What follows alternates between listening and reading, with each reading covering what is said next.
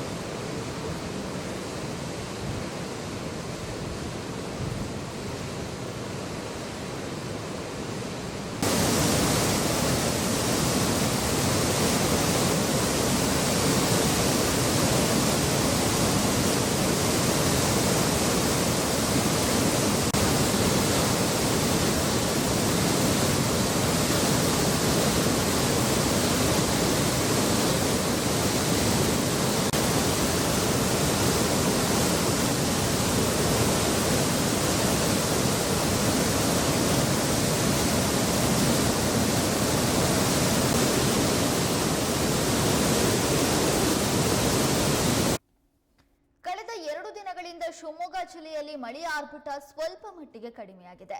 ಈ ಹಿನ್ನೆಲೆಯಲ್ಲಿ ಜಲಾಶಯಗಳಿಗೆ ಹರಿದು ಬರ್ತಾ ಇರುವಂತಹ ಒಳಹರಿವಿನ ಮಟ್ಟದಲ್ಲೂ ಕೂಡ ಸ್ವಲ್ಪ ಪ್ರಮಾಣದಲ್ಲಿ ಇಳಿಕೆಯಾಗಿದೆ. ಶಿವಮೊಗ್ಗ ಜಿಲ್ಲೆಯಲ್ಲಿ ಮಳೆಯ ಅಬ್ಬರ ಕಡಿಮೆಯಾಗ್ತಾ ಇದ್ದಂತೆ ಲಿಂಗನಮಕ್ಕಿ ಜಲಾಶಯಕ್ಕೆ ಹರಿದು ಬರ್ತಾ ಇರುವ ನೀರಿನ ಪ್ರಮಾಣ 40,382 ಕ್ಯೂಸೆಕ್ಗೆ ಇಳಿದಿದೆ. ಸದ್ಯ ಜಲಾಶಯದ ಮಟ್ಟ 1,809.15 ಅಡಿ ಇದೆ. ಹಾಗಾಗಿ ಲಿಂಗನಮಕ್ಕಿ ಜಲಾಶಯ ಭರ್ತಿಯಾಗೋದಕ್ಕೆ ಕೇವಲ 10 ಅಡಿ ಮಾತ್ರ ಬಾಕಿ ಇರುವಂತದ್ದು. ಇನ್ನು ಲಿಂಗನಮಕ್ಕಿ ಜಲಾಶಯದಿಂದ 3,815 ಕ್ಯೂಸೆಕ್ ನೀರನ್ನು ಹೊರಬಿಡಲಾಗ್ತಾ ಇದೆ. ಇನ್ನು ಮಧ್ಯ ಕರ್ನಾಟಕ ಭಾಗದ ಜೀವನಾಡಿಯಾಗಿರುವ ಭದ್ರಾ ಜಲಾಶಯದ ಗರಿಷ್ಠ ನೀರಿನ ಮಟ್ಟ 1,186 ಅಡಿ ಇದ್ದು, ವರುಣನ ಅಬ್ಬರಕ್ಕೆ ಭದ್ರಾ ಜಲಾಶಯದಲ್ಲಿ ನೀರಿನ ಮಟ್ಟ ಸದ್ಯ 181.10 ಅಡಿ ಇದೆ.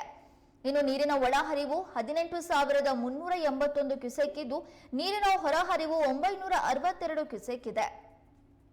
ಇನ್ನು 2 ದಿನ ಇದೇ ಪ್ರಮಾಣದಲ್ಲಿ ಮಳೆಯಾದ್ರೆ ಭದ್ರಾ ಜಲಾಶಯ ಖಂಡಿತವಾಗ್ಲೂ ಭರ್ತಿಯಾಗುತ್ತೆ. ಯಾವುದೇ ಸಂದರ್ಭದಲ್ಲಿಯೂ ಕೂಡ ಭದ್ರಾ ಜಲಾಶಯದಿಂದ ನೀರನ್ನು ಹೊರಬಿಡುವಂತ ಸಾಧ್ಯತೆ ಇದೆ. ಆ ಹಿನ್ನೆಲೆಯಲ್ಲಿ ಈಗಾಗಲೇ ಕಾಡಾ ಮೀಟಿಂಗ್ ಅನ್ನು ಕೂಡ ನಡೆಸಲಾಗ್ತಾ ಇದ್ದು, 2 ಕಾಲುವೆಗಳ ಮೂಲಕ ನೀರನ್ನ ಹರಿಸುವ ಕುರಿತು ಚರ್ಚೆ ಮಾಡಲಾಗ್ತಾ ಇದೆ. ಒಂದು ವೇಳೆ ಕಾಲುವೆಗಳ ಮೂಲಕ ನೀರನ್ನ ಹರಿಸಿದ್ರೆ ಆ ಭಾಗದ ಜನರು ಬಹಳ ಮುನ್ನೆಚ್ಚರಿಕಾ ಕ್ರಮವನ್ನ ಕೈಗೊಳ್ಳಬೇಕಾಗುತ್ತೆ.